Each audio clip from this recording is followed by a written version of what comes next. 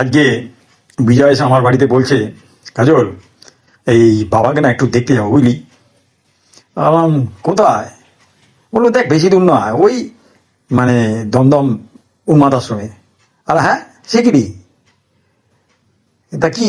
না না মানে তুই একটু আমার সঙ্গে যাবি। আর এই তোর সঙ্গে আমি ওখানে যাব মানে মানে দেখ মানে আমাকে আবার ওখানে ভরে দেবে না তো? আর তুই তো সুস্থ। না না তা না, আমি বলছিলাম যে দেখ মানে আর তুই তো ওখানে অনেকবার গেছিস, তোকে সবাই চেনে, কিন্তু আমি তো একেবারে আঙ্করা নতুন চ্যাপ্টার বুঝলি না। আরে না না কিছু হবে না, চ না। যাই হোক গেলাম ঠাকুরের নাম নিয়ে। ঢুকছি দেখি একটা বুড়ো, ও আমার দিকে তেড়ে এলো, এসে বলছে যে এই যে বাবা, এখানে কোন দড়িতে ঝোলা যায় গো? আরাম মেরেছে। কেন খেলো? এখানে তো দেখছি দাদু চারিদিকে নারকেল দড়ি। হ্যাঁ এই নারকেল দড়িতে ঝুলে তো গলায় দাগ হয়ে যাবে।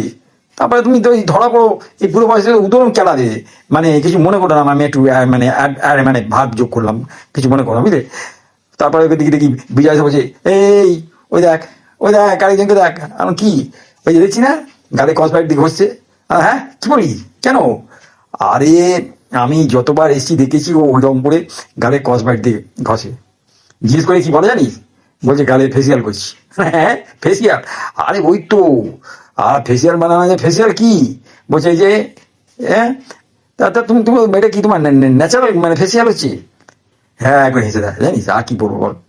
তারপর বিজয় আমাকে হাত ধরে টান টান দিয়ে নিয়ে গেলো, চ ওদিকে চ, এবারে কালী পুজো দেখবি। আর এখানে এই এখানে তো উন্মাদ আসতো, এখানে আবার কালী পুজো কি? বেশ চ না।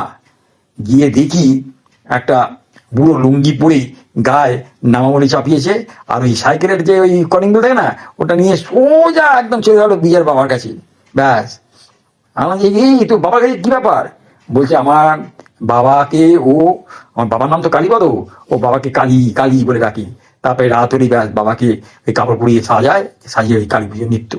সে যে আয়োজন তুই মানে মানে সম্পূর্ণ মানে একটা কালী পুজো হচ্ছে।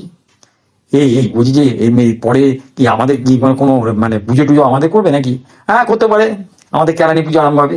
এই এই চ চ চ চ, কোথাও বাড়ি চ বাড়ি চ। হ্যাঁ বিজয় চ বাড়ি চ। মানে পরে মনে হচ্ছে সত্যি তোর সঙ্গে আমি আমার এই যে আজকে আমাদের উন্মাদ আশ্রমে এসে আমার জীবনটা সত্যি ধন্য হয়ে গেল, ধন্য হয়ে গেল।